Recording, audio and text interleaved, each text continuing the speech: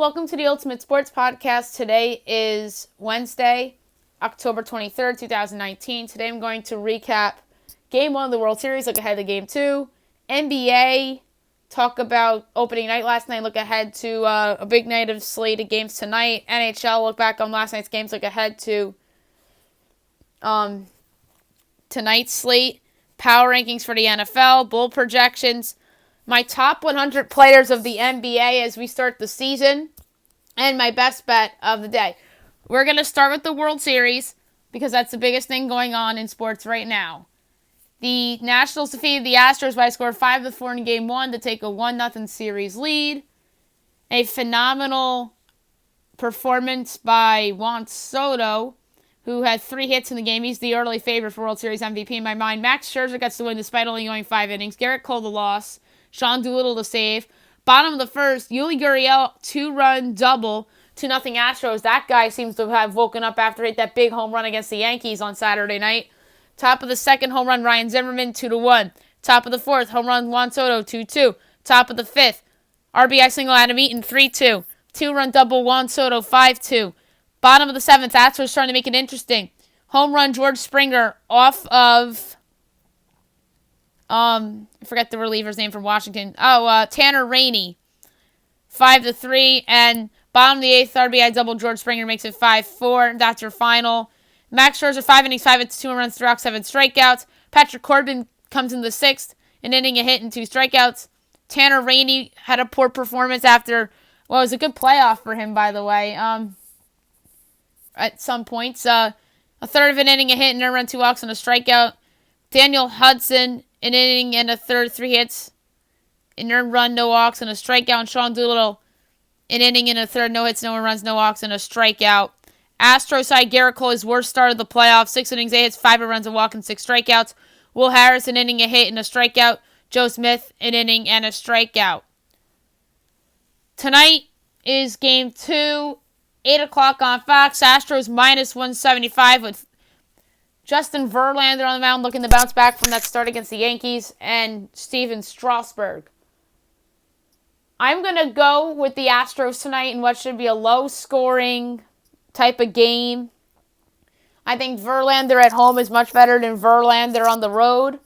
Verlander was fine in the Yankees series other than that big first inning when DJ LeMahieu and Aaron Hicks teed off home runs off of him. And the only mistake he really made in game number 2 was the home run to Aaron Judge. I think he'll be fine. I think Strasburg will keep the Nats in it. And I'm going to say the Astros win this game by a score of 3-2 to even this baby up at 1 apiece. Let's switch to the NBA. Opening night was last night.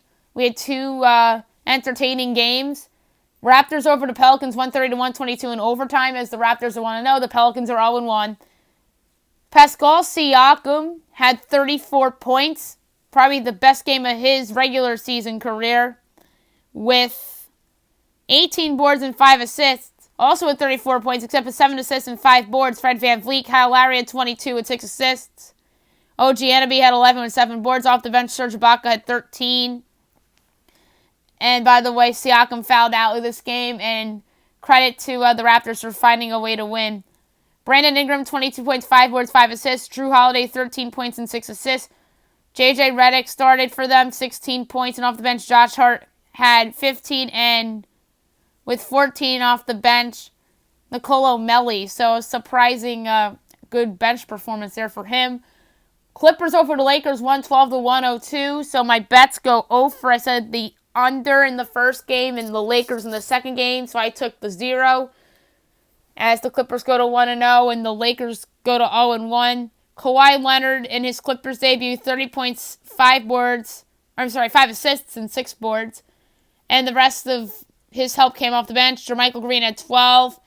Montrezl Harrell had 17. Mo Harkless had 10. And Lou Williams had 27 with 7 assists. Meanwhile, for the Lakers, Anthony Davis had a fine debut, 25 points, 10 boards, 5 assists. LeBron James, 18 points, 9 boards, and 8 assists. Danny Green had 27 points, including 7 3-pointers. Single-handedly got the Lakers back in that game, by the way, last night. And then their bench was just trash in this game. And that was the difference in this game. As the Lakers got off to a fast start, by the way. They were up double digits in the first quarter. Then the Clippers went to their bench. And that pretty much got them going. Tonight's slate is bigger.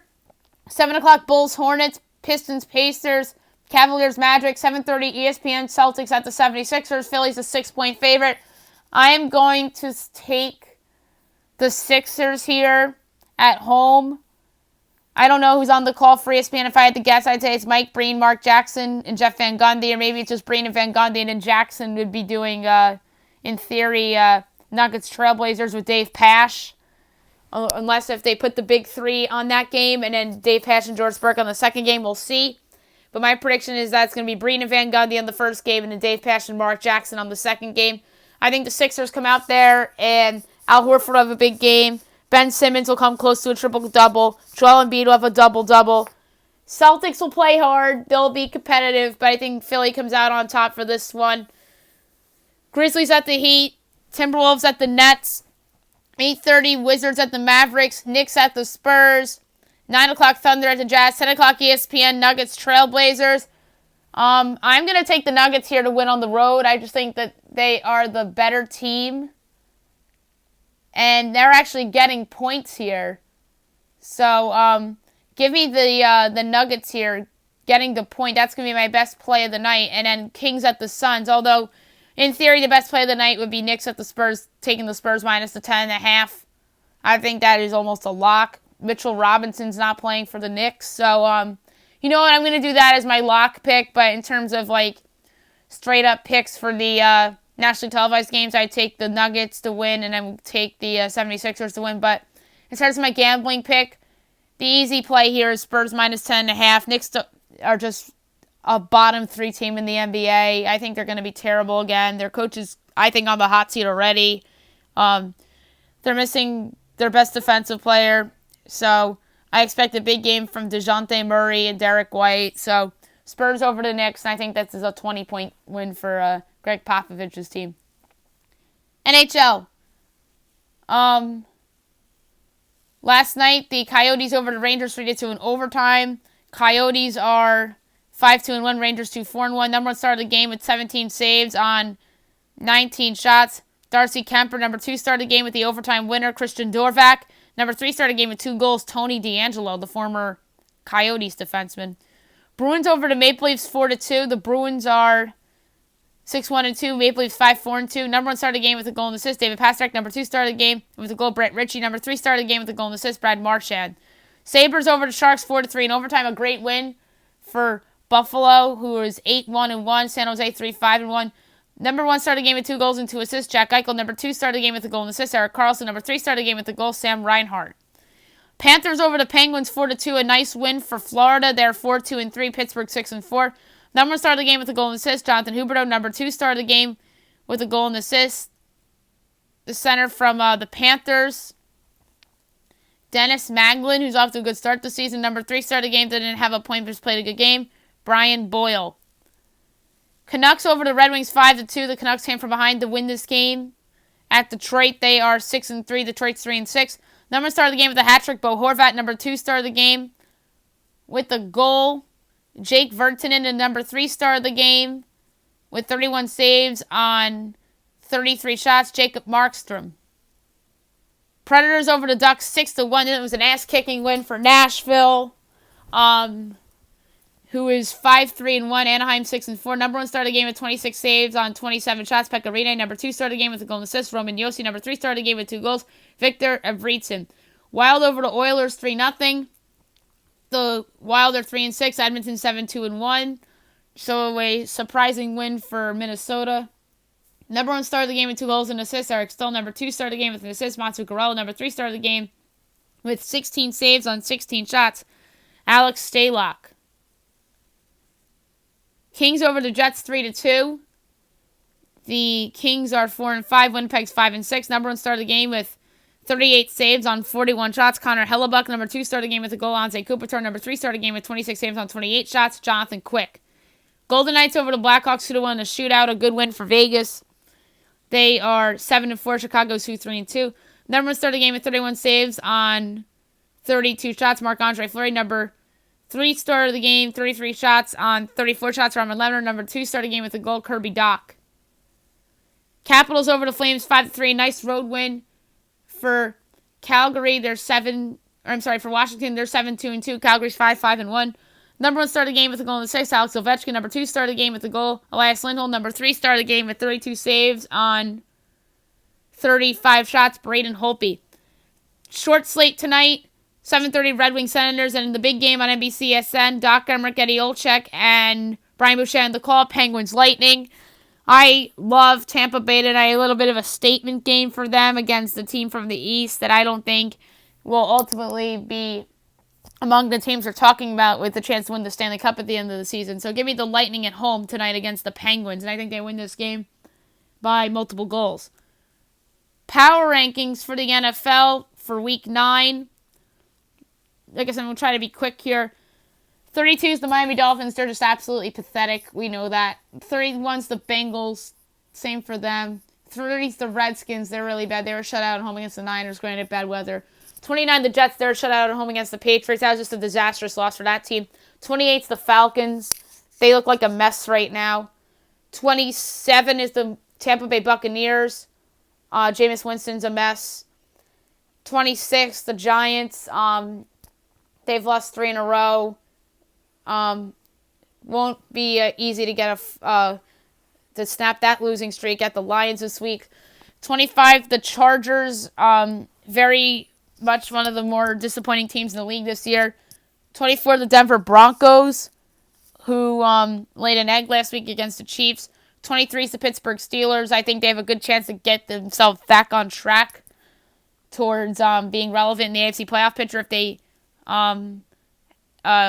beat the Dolphins like we think they will. 22 is the Lions. To me, they're a fraud, but they have a good chance to win this week against the Giants.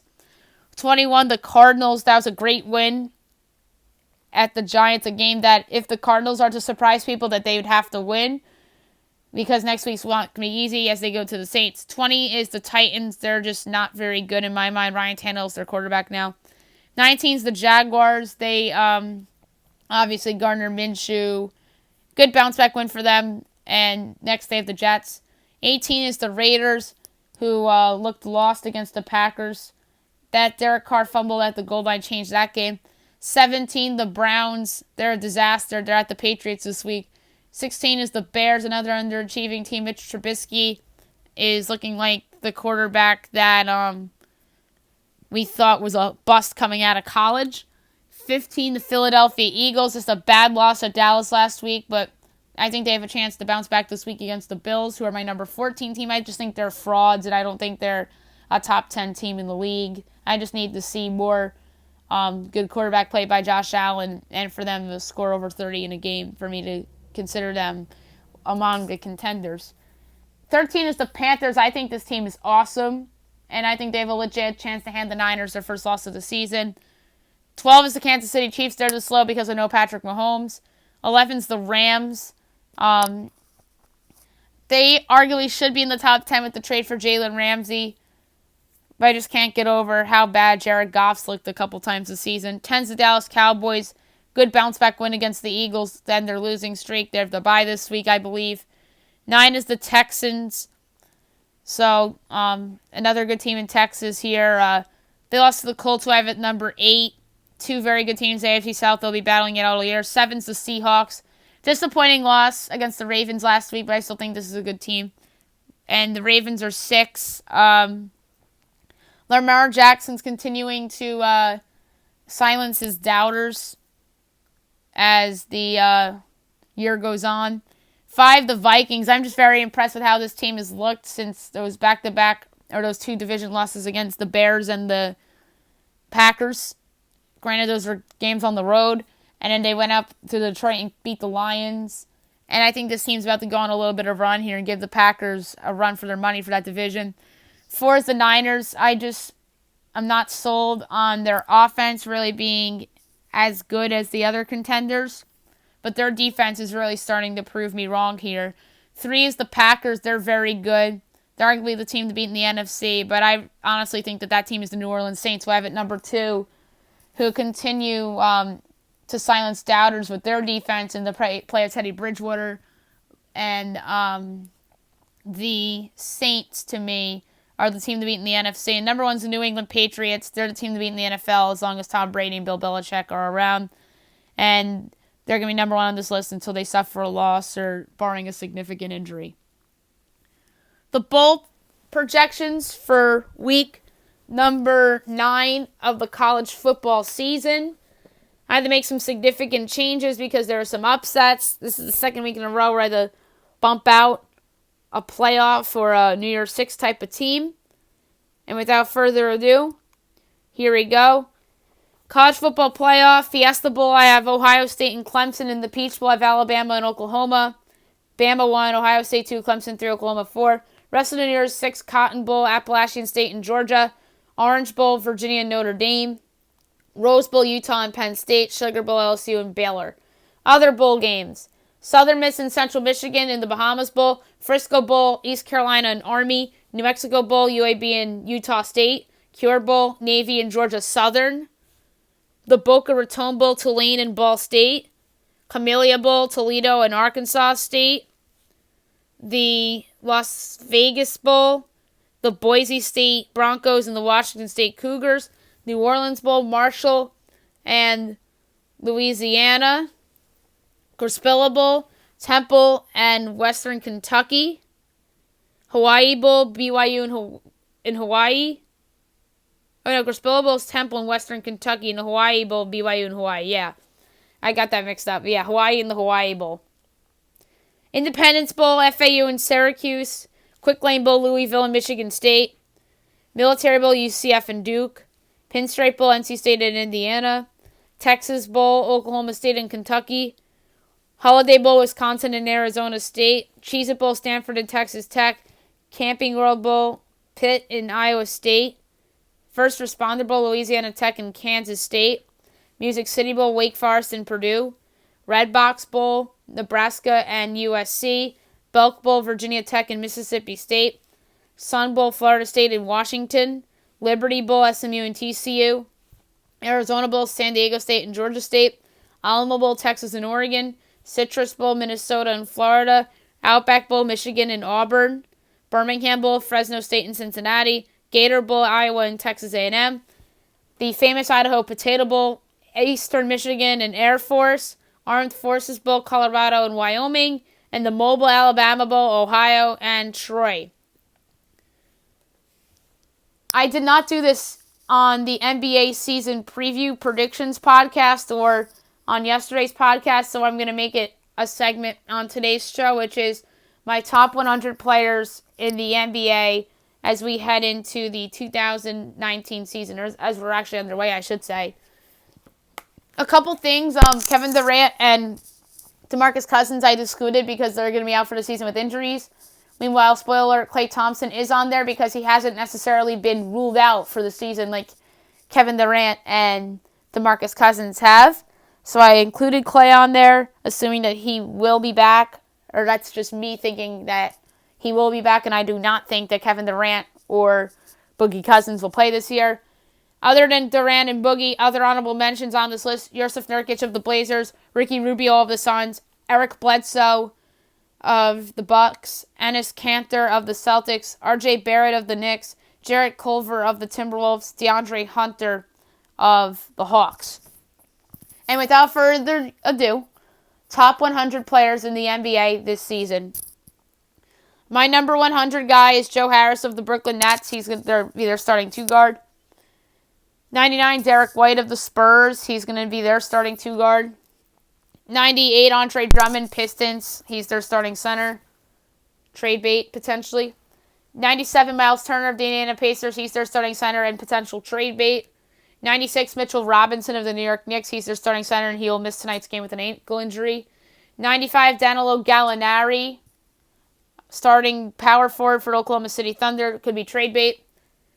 94, Serge Ibaka of the Toronto Raptors. People are talking about him as a trade asset, but I don't see Toronto moving their veterans. 93, Goran Dragic, Miami Heat. That's another trade bait guy. He's their starting point guard right now, or should be their starting point guard, but he's coming off the bench, which is insane to me.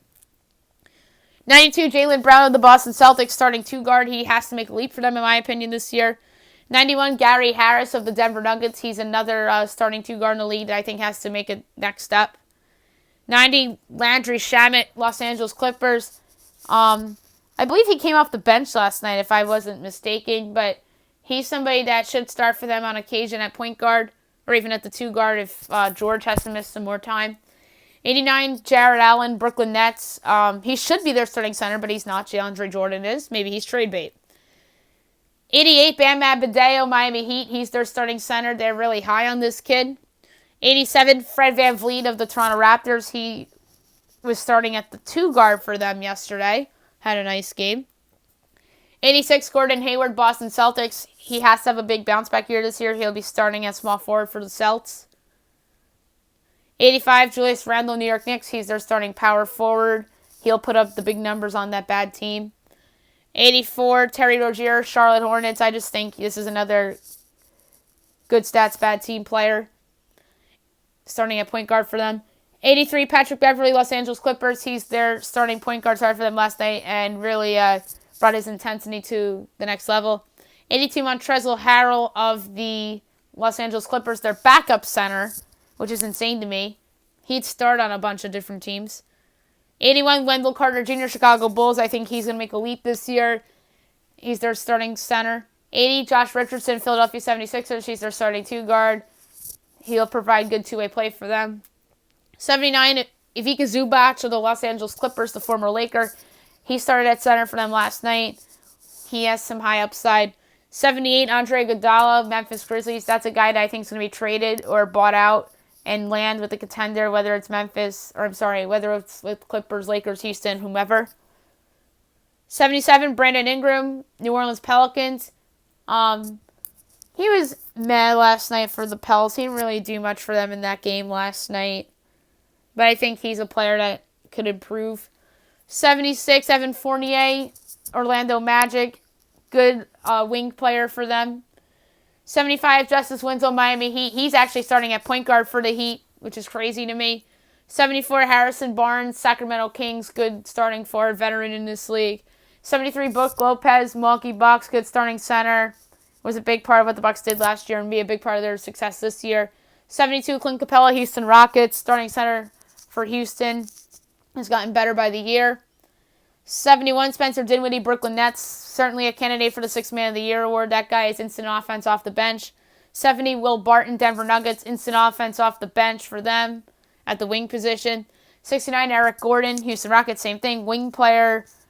A good heat check guy off the bench for the Rockets. 68, Danny Green, Los Angeles Lakers. Starting 2 guard or small forward. I think he started at small forward for them last night, and he was really, really good, hitting a bunch of 3-pointers to keep the Lakers in that game. 67, Kyle Kuzma, Los Angeles Lakers. He's going to be their 6th man this year, coming off the bench as a forward. 66, Joe Ingles, Utah Jazz. He's their new 6th man after signing Bojan Bogdanovic.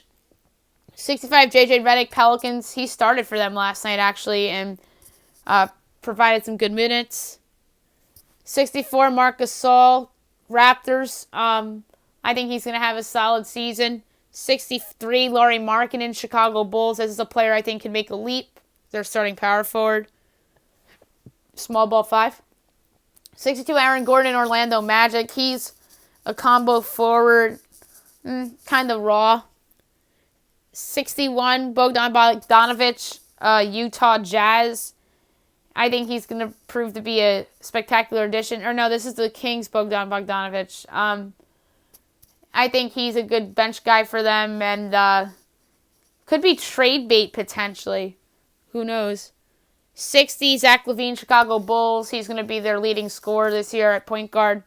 59, Malcolm Brogdon, Indiana Pacers. I think this guy's going to make a big leap, being the focal point of that offense until Victor Oladipo comes back. He and Sabonis and Turner. And speaking of Sabonis, he's number 58, Domantas Sabonis. He's going to be starting up front with Miles Turner in Indiana. 57, Lonzo Ball, New Orleans Pelicans. I think this could be one of the more improved players in the league. It'll certainly help once Zion gets there to improve his assist numbers. 56, Marvin Bagley, Sacramento Kings. This is a player that I think could improve on his rookie season. 55, Jaren Jackson Jr., Memphis Grizzlies. Another player that I think will improve on his rookie season. Foundational piece there. 54, John Morant, Memphis Grizzlies. That's a coincidence I had them next to each other. I love John Morant. Real chance to win Rookie of the Year with Zion injured. 53, John Collins, Atlanta Hawks. This is a player I think could be an all-star this season. 54, Devin Booker, Phoenix Suns. This guy has been around for a while, never made an all-star team. 51, DeJounte Murray, San Antonio Spurs. This guy is back from injury, and I think he'll really make that Spurs team deeper and better. 50, Bojan Bogdanovic, Utah Jazz. This guy is really, really good and is going to hit some big shots for Utah throughout the season. 49, DeMar DeRozan, San Antonio Spurs. This guy is still a good player. I think he'll have a good season this year. 48, Mike Conley, Utah Jazz. This is one of the better pickups of the offseason. 47, Drew Holiday, New Orleans Pelicans.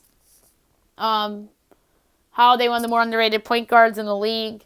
I thought that 2 years ago was a career year for him, but it really is just shown that he's a player that's hit his prime. He's actually a 2 guard now with Lonzo running to point. So maybe the position switch has really helped him. 46, Tobias Harris, Philadelphia 76ers. Good starting forward for them. He's going to hit some shots for them in late in games, I think. 45, Chris Middleton, Milwaukee Bucks. He re-signed with the team in the offseason. Another good role player or above average player on a contender. 44, Buddy Hield, Sacramento Kings. This is a player that just got paid, and I think he's going to prove the worth of the money. I think that guy's a great player and obviously a great three-point shooter.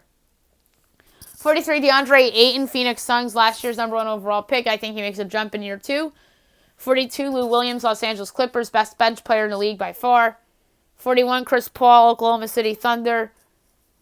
This ranking's kind of out of respect. Do I think he's going to be anything special in Oklahoma City? No, but I think he'll really help Shai Gilgeous-Alexander develop. 40, Blake Griffin, Detroit Pistons. This is kind of an out of respect ranking too. This guy's just always hurt and just isn't the same player as he was with the Clippers.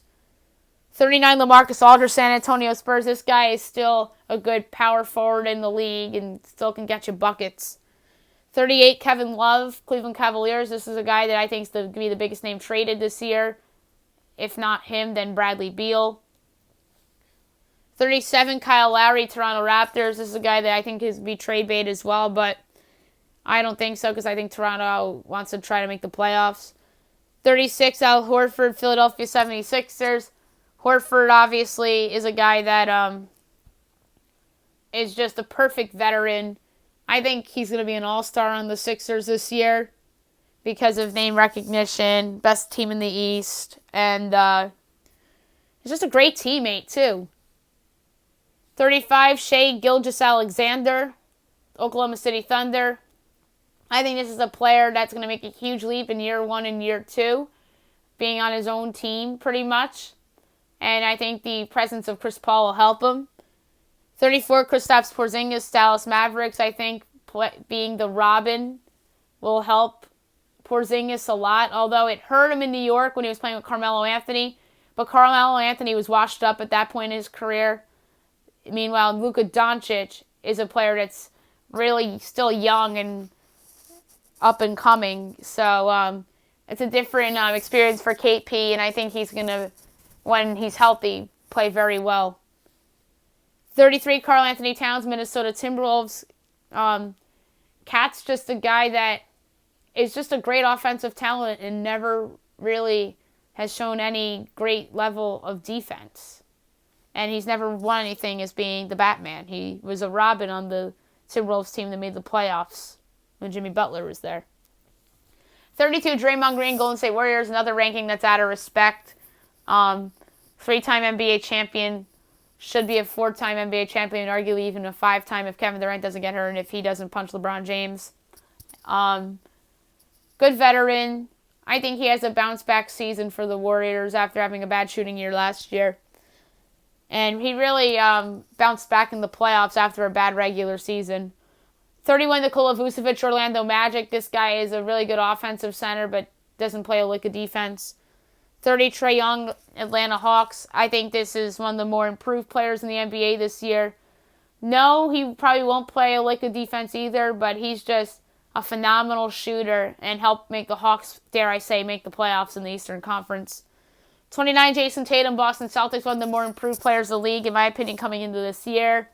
I think the experience at Team USA really has helped him, although he got hurt. 28, Victor Oladipo, Indiana Pacers. He's probably higher on this list if he was coming into the season healthy. But I think he'll be back and he'll be fine, and he'll help the Pacers get to the postseason. 27, De'Aaron Fox, Sacramento Kings. This is one of the players that made a jump last year and finished in the top 5 for the Most Improved Player of the Year award. 26, D'Angelo Russell, Golden State Warriors. I don't think the change of team will hurt Russell necessarily. I think he'll be the number 2 option there this year with Curry, and I think he'll have a good season doing a lot of scoring against second units. 25, Karis LeVert, Brooklyn Nets. He was my pick for the Most Improved Player. I really think he makes a big jump this season and becomes the Robin to Kyrie Irving's Batman for at least this season. And I think he's probably trade bait come next season once Kevin Durant's back, as they go out and try to get that 3rd star. So he's going to, essentially, I'm saying he's this year's D'Angelo Russell for Brooklyn. 24, Pascal Siakam, Toronto Raptors.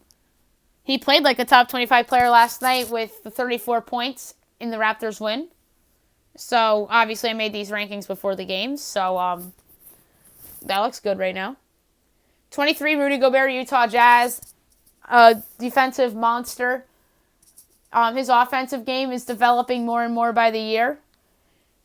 22, Zion Williamson, New Orleans Pelicans. I know all you guys are going to think I'm crazy for putting Zion at number 22, but this guy is just absolutely special when he's healthy. He was by far the best player in the preseason, and I couldn't get over it, so I had to put Zion in the top 22. And I have no regrets about it unless he misses half the games this season and is a complete bust and is outplayed by John Morant and RJ Barrett this year. 21, Jamal Murray, Denver Nuggets. This is a player that has gotten better by the year. A guy that's improved his shooting and passing. 20, CJ McCollum, Portland Trailblazers. I'm a big fan of CJ. He has a good all-around game. 19, Donovan Mitchell, Utah Jazz. This is another player I expect to make a big jump this year. I think Team USA really helped him. 18, Jimmy Butler, Miami Heat. I think Butler's poised for a good season and is going to help lead the Heat to the playoffs. 17, Ben Simmons, Philadelphia 76ers. I think he's an All-NBA player this year. And he's somebody that really needs to get that jump shot down if he really wants to be in that conversation among the best players in the NBA. 16, Luka Doncic, Dallas Mavericks. I think this is another player that makes a jump, but the win-loss record really won't show for it because I think too many people are expecting the Mavs to make the playoffs this year. I'm not one of those people. It's because of a loaded West, not really because of how much I like or hate their team. But Doncic is one of the best players in the league already, and he's somebody that is going to be an all-star potentially this year, if not this year, next year. 15, Klay Thompson, Golden State Warriors. Obviously not going to play most of the season, but I think he'll be back at some point. I'm a big fan of Klay. Great two-way player. 14, Kyrie Irving, Brooklyn Nets. I think he's going to have a good season, but I don't know if he's going to be phenomenal. I think that him and Karis LeVert are really going to share time there and be 1 and 1A for the Nets and Kenny Atkinson. I can envision a world where there's drama with the Nets as well if there's like dysfunction and stuff with Irving. 13, Kemba Walker, Boston Celtics. I think this guy's going to have a phenomenal season. All-NBA player, all-star. I'm very, very high on Kemba Walker this year. And I think he's going to have the best year of his career. 12, Bradley Beal, Washington Wizards. I'm really high on this guy. I think there's a chance he's the best player traded this year. I feel better that Kevin Love will be traded rather than him, but I won't be surprised if Beal's dealt, and this could be like a Giants Odell Beckham Jr. situation where the GM comes out and says we didn't sign him to trade him, and ultimately he's traded to a contender, so that wouldn't really floor me either. 11, Russell Westbrook, Houston Rockets. Boy, it's weird saying that.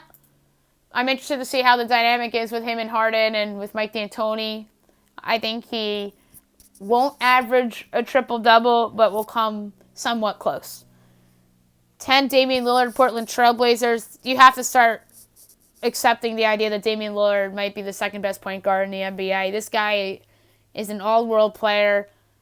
His passing gets better by the year. He's a guy you want taking the final shot of a game. He's had a couple big shots in his career. Knocked Oklahoma City out of the playoffs last year. Knocked the Rockets out 5 years ago with that famous buzzer beater. So 2 series-ending buzzer beaters for Damian Lillard in the playoffs. This guy is a maniac, and this guy is awesome. 9, Paul George, Los Angeles Clippers. Missed the first game last time. Well, missed the first couple games with a shoulder injury, but I think he's poised for a big year in his new team. 8, Joel Embiid, Philadelphia 76ers. He's a top 5 player when he's healthy. Health concerns are why he's out of the top 5. 7, Nikola Jokic, Denver Nuggets, triple-double machine. To me, his defensive game is his only true weakness, but he really is unguardable. And same with this number 6 player, and that's James Harden. His weakness is his defense, although his defense has marginally improved from years past. And I can't believe I'm saying that about Harden. But to me, he's just an unguardable player in this league, and will help win a lot of games for the Rockets this year. 5, Stephen Curry, Golden State Warriors. He's still Stephen Curry, 3-time champion, 2-time MVP. He belongs in my top 5, best point guard in the league. 4, Anthony Davis, Los Angeles Lakers. He had a good debut last night. Good all-around game. I think there's a chance he supplants LeBron as the best player in the Lakers. And number 3 is LeBron. This is just out of respect. 3-time champion, 4-time MVP. He's LeBron James. And I think he will have a good season, although he had good numbers last night statistically all around, but he's just somebody who is not the same athletically, and we saw that in the game last night. Number 2, Kawhi Leonard, Los Angeles Clippers, was the best player on the court in that game last night, and he arguably is the best player in the NBA with 3 rings, should be 3 rings. He has 2 rings, 2 finals MVPs. I think it will eventually be 3 this year because I took the Clippers to win the title. I have 3 in my head because I think the Clippers are going to win this year, and the combination of that, I thought that Spurs should have won in 2013. I've said that many times on this podcast, but I love Kawhi Leonard. I think that his passing will be better, he's shown with the Raptors last year, and this is certainly one of the best teams he's been on, and those are counting those Spurs teams he was on. And number 1, Giannis Antetokounmpo, Milwaukee Bucks. He's number 1. He's the reigning MVP. He was on the team that had the best record in the NBA a year ago. I think there's a chance they have the best record in the league yet again. And Giannis is just a freak of nature. He's somebody that can have a 20-10-5-5 game. And if he has that, it won't surprise me at all. All right. Best bet of the day brought to you by DraftKings. We have the World Series, we have basketball, and we have hockey. So we have enough to put on this parlay. We're going to start with the Astros. I think they go out and win Game 2 with a good team effort. They're going to be showing some desperation tonight, too. We'll go to hockey. We'll take the Lightning. They're a big favorite against the Penguins. Then we'll go to the NBA. We will take the Orlando Magic. We'll take the Heat. We'll take the Spurs. We'll take the Mavericks. We'll take the Jazz. And that's 7, so it's above 5-1. Wagering $1 payout of $6.24. That's it for the podcast today. I'll be back tomorrow recapping the NBA slate, the NHL slate, World Series, Game 2. I'll be doing my pick for Thursday Night Football and the college football game that's being played tomorrow, and I'll have my best bet for you as well. Hope you guys have a great day, everyone.